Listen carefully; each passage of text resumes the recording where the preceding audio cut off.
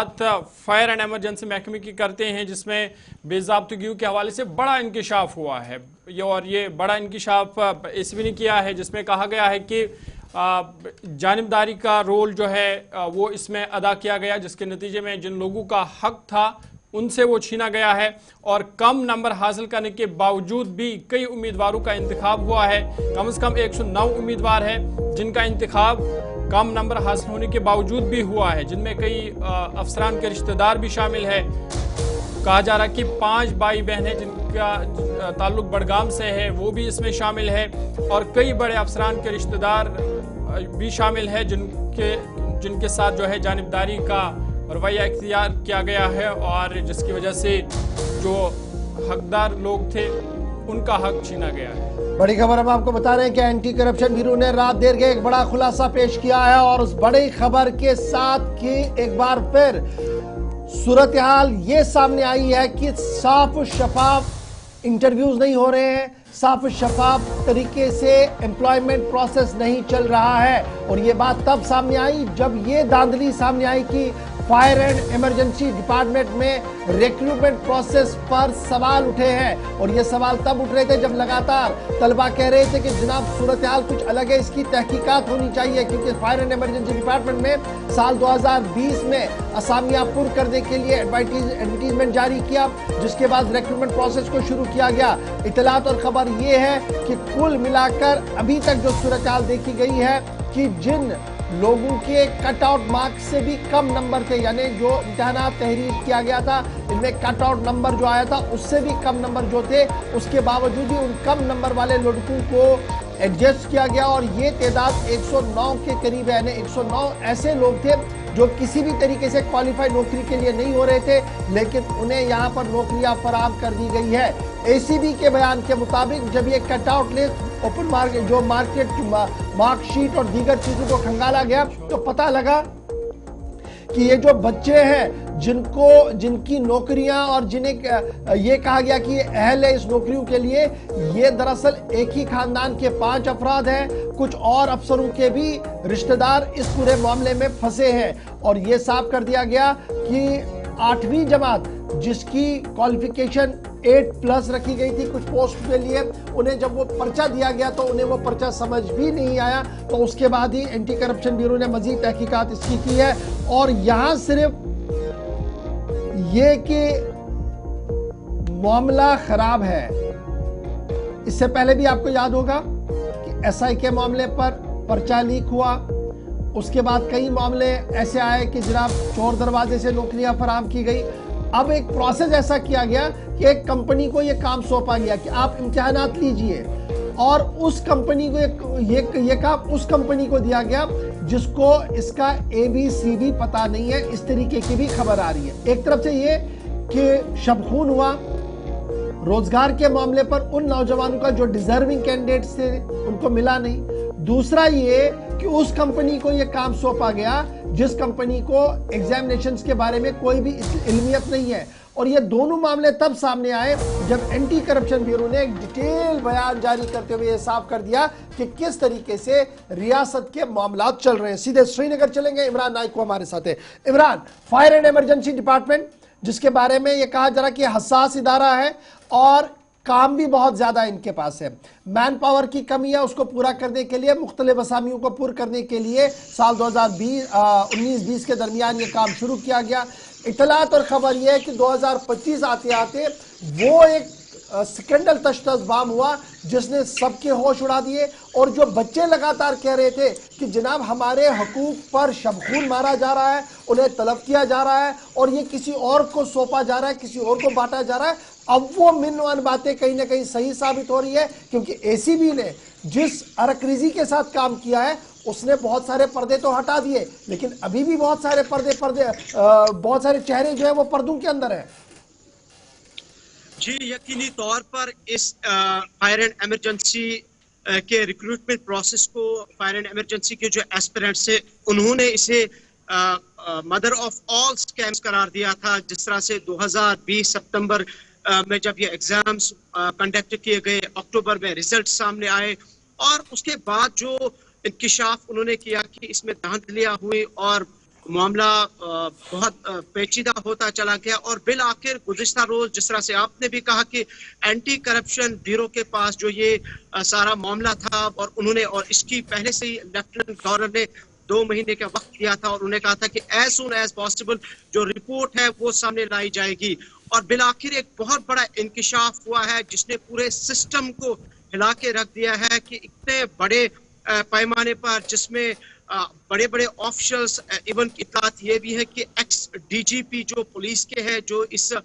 Recruitment board के chairman भी थे वो भी जो एफआईआर दर्ज की गई है वो भी इसका हिस्सा है। टेक्निकल टीम इसमें इन्वॉल्व है, जो बिडर्स जो कंपनियां इसमें एजेंसियां शामिल हुई थी उनके खिलाफ एफआईआर दर्ज की गई है। तो मजमूई तौर पर या ओवरऑल जब हम इस सिस्टम को देखते हैं तो बहुत ही मायूसकुन है और ये समझ सकते हैं हम लोग की या आम लोग इस चीज को इस तरह से समझ सकते हैं कि जम्मू कश्मीर में जो गवर्नमेंट का जो सिस्टम है जो निज़ाम है वो किस तरीके से मुतासिर हो रहा है। और जहां तक एसीपी के स्टेटमेंट का ताल्लुक है जिसमें बहुत सारी चीजों का इंकशाफ किया गया है, एफआईआर दर्ज की गई है, फेवरेटिज्म, मैनिपुलेशन, एक ही खानदान के लोग 5-5 लोगों को जो है वो सिलेक्ट किया गया है, ऑफिसर्स के जो रिलेटिव्स है उनको सिलेक्ट किया गया है, रीजन वाइज या एरिया वाइज सिलेक्शन हुई है। और जो सबसे बड़ी बात इसमें यह है कि जो एजेंसी है जो कंपनी है उनमें ऐसी कंपनी को शामिल किया गया है रिक्रूटमेंट एजेंसी को जिनको ये जिम्मेदारी ट्रांसपेरेंट प्रोसेस की जो जिम्मेदारी सौंपी गई है वो L2 बिडर की थी। उन्होंने सेकंड नंबर पे उसकी सेकंड लोवेस्ट बिडर थी वो कंपनी, लेकिन जो लोवेस्ट बिडर थी उसे इग्नोर करके सेकंड लोवेस्ट कंपनी को जो है ये काम सौंपा गया। लेकिन ओवरऑल एक बहुत बड़ा इंकिशाफ है और यकीनी तौर पर बहुत सारे सवाल भी पैदा होते हैं और आपको याद होगा कि ये प्रोसेस जो है 2013 से जो इन्वेस्टिगेशन पार्ट चला है उसने सिर्फ ये नहीं किया जनाब, आपने नौजवानों को धोखा दिया है, नौजवानों के मुस्तकबिल को खेला है, बस यहां तक वो नहीं रुकी है बल्कि उन्होंने जब इन डेप्थ इंक्वायरी की पता किया गया कि ये पहले से एक प्री प्लान गेम था, सेट गेम था कि हमने किस बिडर को ये काम सौंपना है, उस बिडर से क्या काम करवाना है। क्या ये इस तरह की मैनिपुलेशन पहले से की गई? तो क्या अब कोई मजीद कार्रवाई उन अफसरों के लिए होगी जो उस वक्त at the helm of affairs थे और स्टेट एडमिनिस्ट्रेशन या पॉलिटिकल कोई बयान इस पूरे मामले पर आया कि वो देखेंगे कि आखिर ये ऐसा क्यों हो रहा है और मुस्तकबिल में ये चीजें ना हो? जी यकीनी तौर पर एक बहुत बड़ा संगीन और संजीदा मसला है। जरा सा मैं थोड़ा आपको ये जो एसीबी ने स्टेटमेंट इशू किया है थोड़ा सा, ये कोलकाता की कंपनी है MSUMC टेक्नोलॉजी प्राइवेट लिमिटेड और उन्होंने सबसे कम बोली जिसे हम L1 कहते हैं वो दी थी। लेकिन आप देखिए दांती कितने बड़े पैमाने पर हुई है बगैर किसी वजह के। जम्मू की company MS LMES IT LLP जो कि L2 है जिसने दूसरे नंबर पर बोली दी थी, ठेका दे दिया गया और इस कंपनी को सिलेक्ट किया गया। कोलकाता की कंपनी जो हमारे पास इतलात है पर कैंडिडेट के हिसाब से उन्होंने 160 रुपए रेट मुकर्रर की थी, लेकिन जो जम्मू की कंपनी है अराउंड 180 रुपीज इन्होंने पर कैंडिडेट जो है रेट मुकर्रर की थी। लेकिन 160 वाली कंपनी को इग्नोर किया गया और जम्मू की 180 पर कैंडिडेट रेट करने वाली कंपनी को सिलेक्ट किया गया। आप देख सकते हैं कि ये जो जम्मू की कंपनी है, एक तो इनके पास पहले से कोई तजुर्बा भी नहीं था, इनके पास कोई एक्सपीरियंस भी नहीं था और ऑलरेडी जो इनके साथ कुछ लोग थे वो ऑलरेडी तनाजे का शिकार थे और इसके बावजूद भी जो गाइडलाइंस है और गाइडलाइंस को भी वायलेट किया गया। लेकिन ओवरऑल जब हम देखते हैं जिस तरह से आपने भी कहा कि सियासी सतह पर और सिस्टमैटिक लेवल पे या गवर्नेंस लेवल पे क्या कुछ मामला है, यकीनी तौर पर नौजवानों के लिए एक मायूसकुन सूरत हाल है ये। जिस तरीके से एक बड़े इस 600 से ज्यादा कैंडिडेट्स को सिलेक्ट किया गया और यहाँ फेवरेटिज्म चला, यहाँ अच्छा अभी इस पर क्या कोई क्लियरेंस है कि ये जो लिस्ट सामने आई 2020-21 के दरमियान क्या ये लड़के अभी काम कर रहे हैं या नहीं कर रहे हैं, क्या इस पर कोई वजाहत है? और अगर काम कर रहे हैं तो अब कितनी बड़ी जिम्मेदारी आज के निज़ाम पर है कि शफाफियत को बरकरार रखा जाए? क्या इनको इनके ऑर्डर्स को कलअदम करार दिया जाएगा? क्या किया जाएगा? पहली बात यह कि जो ही कल एसीबी की तरफ से स्टेटमेंट इशू किया गया तो देर शाम हमारी बात हुई बहुत सारे जो एस्पिरेंट से फायर एंड इमरजेंसी के, उन्होंने हमें कॉल की और उन्होंने खुशी का इजहार किया। इवन कि उन्होंने एलजी का भी शुक्रिया अदा किया कि उन्होंने एलजी से मुलाकात जब की थी और उन्होंने कहा था कि 1-2 महीने के अंदर रिपोर्ट सबमिट जो है वो नजर आम पे आएगी। और दूसरा ये कि जो लोग सिलेक्ट हुए हैं वो ऑलरेडी ऑन जॉब है, वो इस वक्त काम कर रहे हैं और इसीलिए अब उनका मुतालबा है कि उनको फिलहाल जो है नौकरी से बर्खास्त किया जाए, क्योंकि अब जो दांदिया सामने आई है। तीसरा यह कि गवर्नमेंट की तरफ से अगरचे इस पे यकीनी तौर पर स्टेटमेंट आना उसका भी इंतजार है, क्योंकि कल शाम को एसीबी ने इंकशाफ किया है और एफआईआर दर्ज की है। लेकिन जहां तक रिक्रूटमेंट प्रोसेस के अमल का ताल्लुक है, शफाफियत या ट्रांसपेरेंसी का ताल्लुक है, और हम भी देख रहे हैं कि गुज़िश्ता कई सालों से इस तरीके के बहुत सारे स्कैंडल्स या स्कैम सामने आए हैं और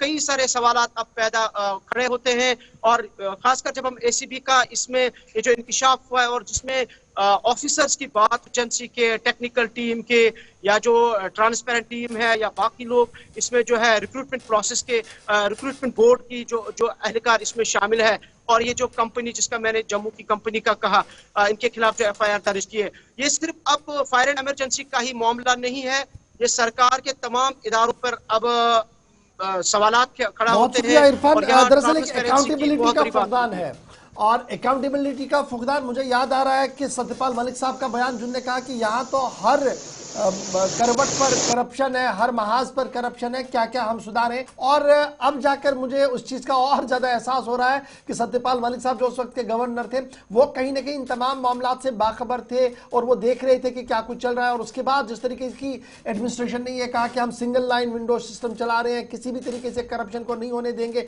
उसके बावजूद भी ये चीजें हुई हैं, तो एक बड़ा सवाल है। लेकिन सल्यूट टू एसीबी जिन्होंने एक महाज खोल के रख दिया और उस महाज पर काम कर रहे हैं और नए नए इंकिशाफात सामने हो रहे हैं। मुझे उम्मीद है कि जिन लोगों का हक मारा गया उन्हें हक मिलेगा और इंसाफ से काम लिया जाएगा, क्योंकि मामला हमारे नौजवानों का है जो पहले ही काफी ज्यादा तनाव में है, काफी ज्यादा परेशानी में है, क्योंकि सबसे ज्यादा बेरोजगारी की शरह पूरे मुल्क के अंदर जम्मू कश्मीर के अंदर